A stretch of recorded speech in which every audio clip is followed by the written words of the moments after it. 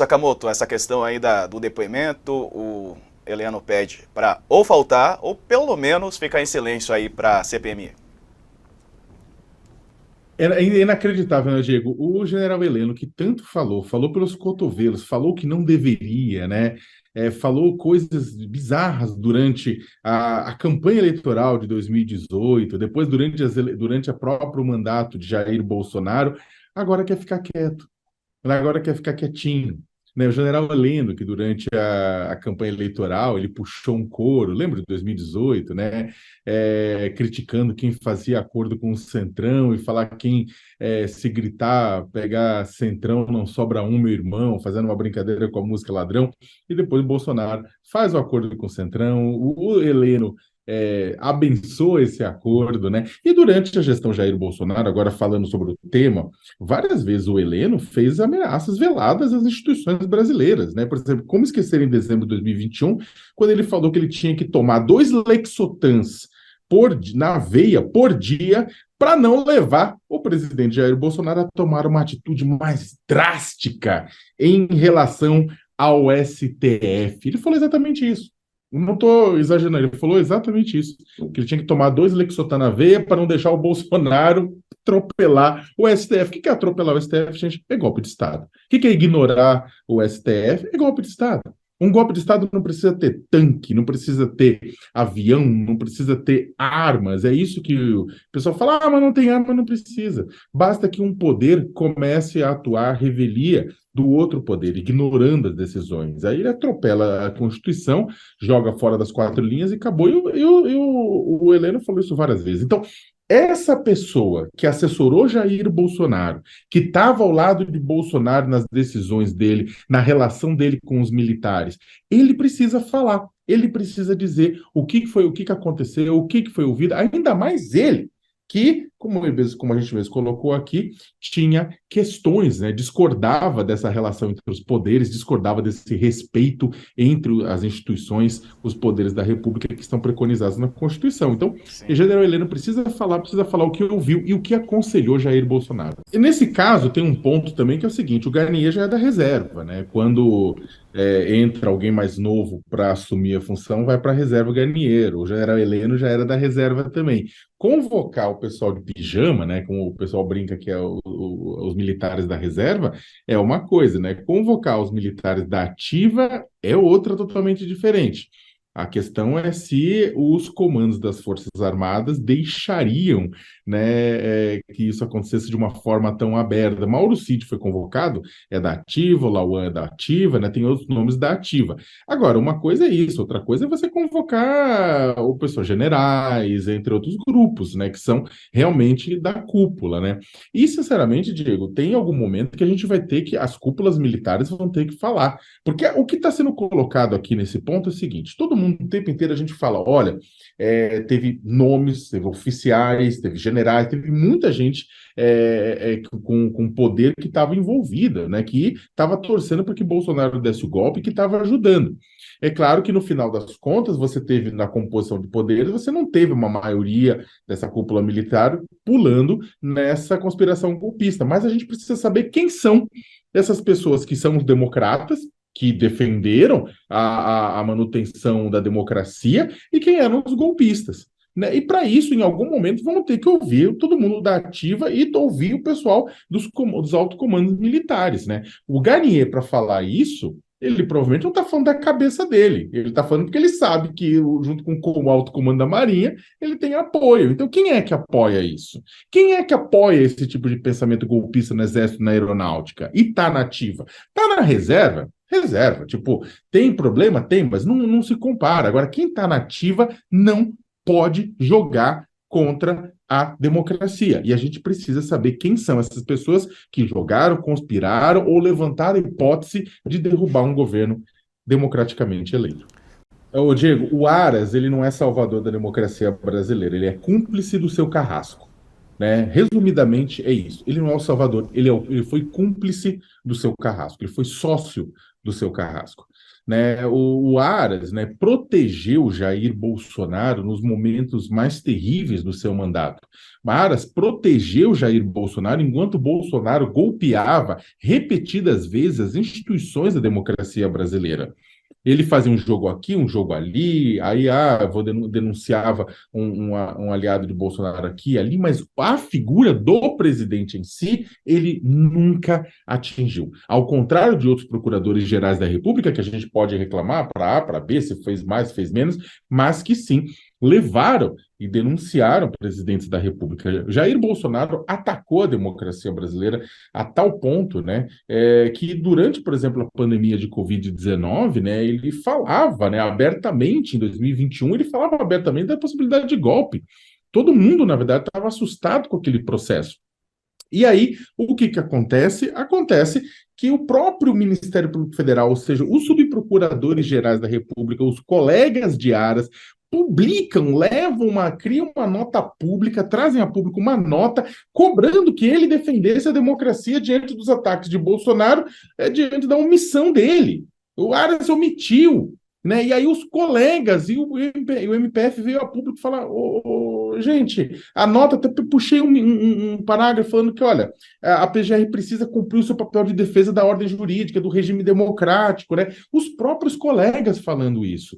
E o Aras, não, tá aqui, tá ali, jogando. O Aras e o Toffoli também, né, enquanto inclusive ele estava à frente do STF, eles acham que foram interlocutores na mediação com Bolsonaro e impediram coisa pior. Não, eles ajudaram a construir coisa pior. No caso do Aras, ele tem a obrigação dele, a função dele era denunciar o presidente diante dos ataques à democracia e diante das ações e omissões na pandemia de Covid-19. Sim, a Aras poderia ter ajudado a reduzir o tamanho do número de mortes causadas pela Covid-19, porque esse número de mortes estava diretamente relacionado às ações do Bolsonaro, que basicamente promoveu o vírus, promoveu o coronavírus. Poderíamos não ter mais de 700 mil mortes, poderíamos ter metade disso, né? Se tivéssemos um governo, se tivéssemos um procurador-geral da República que não agisse como fiel escudeiro do então presidente da República. Então, a história vai julgar Aras, eventualmente a justiça vai julgar Aras por conta de tudo isso, né?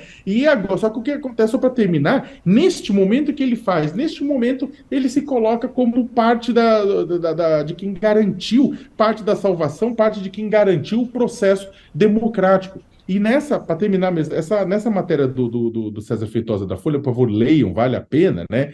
Ele ainda se comparou com Paulo, né? Com o apóstolo bíblico, né? Ele fala que ele teve uma iluminação.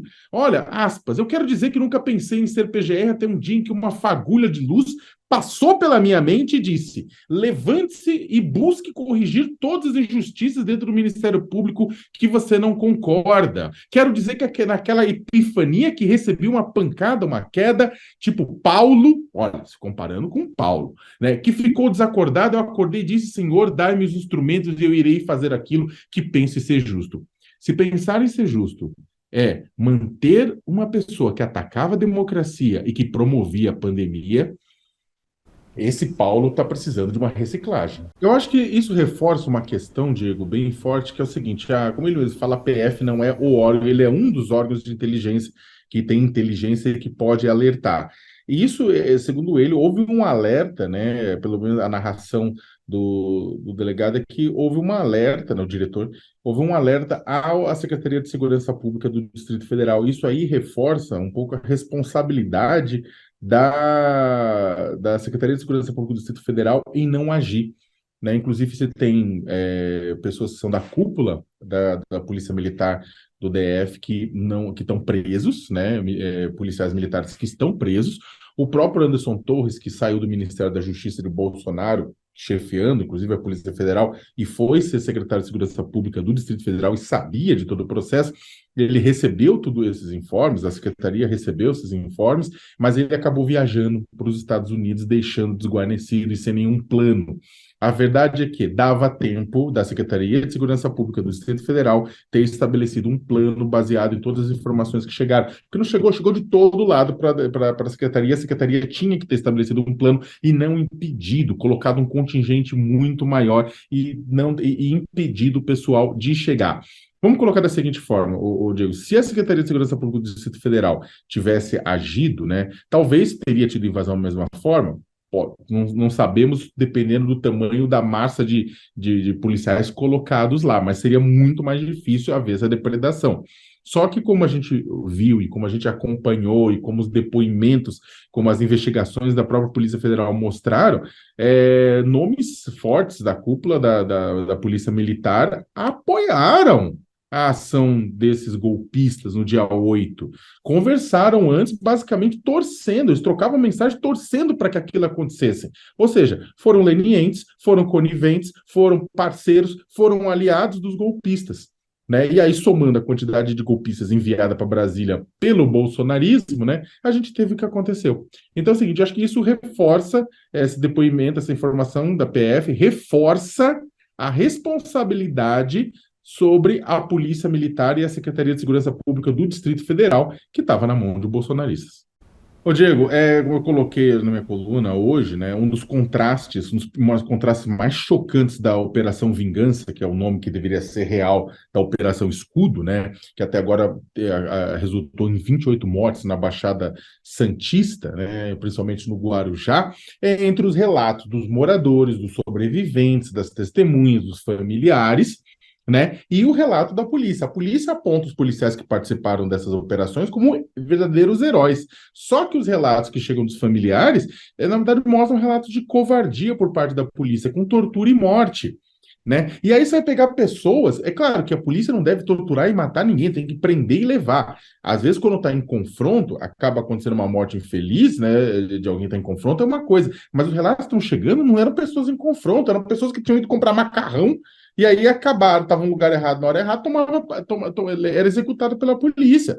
Como foi um rapaz, Felipe, né, que acabou, na verdade, que trabalhava numa barraquinha, né, num quiosque na praia, tinha 22 anos, adivinha a cor da pele dele? Negro, né, lógico, né? Por quê? Porque é quase que um atestado de culpa no nosso Brasil, né? Então, o que acontece é que, na prática, esses relatos, não bate. Né? E aí você tem o quê? Mas então a polícia tem que investigar. Sim, a polícia tem que investigar para saber as mortes. Só que aí o que acontece? A maior parte das câmeras corporais, a maior parte dos policiais na ação não tinha câmera corporal, tinha policiais com câmera corporal, né? Pelo menos 8 lá da rota, só que essas imagens, só chegou imagens de 3, né, das 16 mortes, e ainda assim imagens que não ajudavam muito. A seleção de imagens enviadas não ajudavam muito, ou seja, as imagens enviadas das câmeras corporais existentes não ajudam, né, vêm com problemas. E ainda tinha muitos outros policiais sem câmera. E aí o TJ ainda vem e abre, não precisa colocar, porque isso vai atrapalhar a execução da operação. Gente, se o Estado é incapaz de garantir que a pessoa não vá, que um policial não vá para a ação e cometa um delito, né, que você não consegue ter um registro da ação policial, então não tem ação. Gente, garante no dia seguinte, tenha certeza que vai ter câmera pra caramba. Se falar assim, olha, vai precisar ter a ação, e a polícia tá deixando claro que o justiça falou, olha, sem a câmera não tem ação, né? A polícia vai dar um jeito como deu um jeito. Você consegue dar um jeito na questão das câmeras. Não é uma coisa absurda, né? Com isso, de certa forma, inclusive, o TJ acaba abrindo a avenida para que maus policiais cometam vingança e não façam seu trabalho, né? Acaba abrindo uma avenida para um aumento de mortes, né, lá na Baixada Santista, no meio dessa operação. A situação toda, Diego, só para finalizar, ela é muito triste, essa operação é muito bizarra, você vai conversar com as pessoas, muita gente fala assim, se morreu, é porque era culpado, pelo amor de Deus, gente, cano de arma não é juiz, né? A função da polícia é investigar e prender, e acaba matando alguém no confronto, quando é inevitável proteger a própria vida de terceiros. Não é chegar lá, tipo, passando a régua em todo mundo, né? A polícia, que é um dos braços armados do Estado, tem que seguir as leis, caso contrário, vira bandido, né? Ou vira milícia, que é bandido, né? Aí que tá, parece um pesadelo do qual a gente não consegue acordar. E parte da sociedade, pelo que pode ser visto pelas redes sociais e aplicativos de mensagem, defendendo que se fuzile morador de favela, porque assim a sociedade vai ficar mais segura, parece que esse pessoal definitivamente vive no chamado bolsoverso, né, que é o universo paralelo do bolsonarismo, né, e não quer acordar. Qual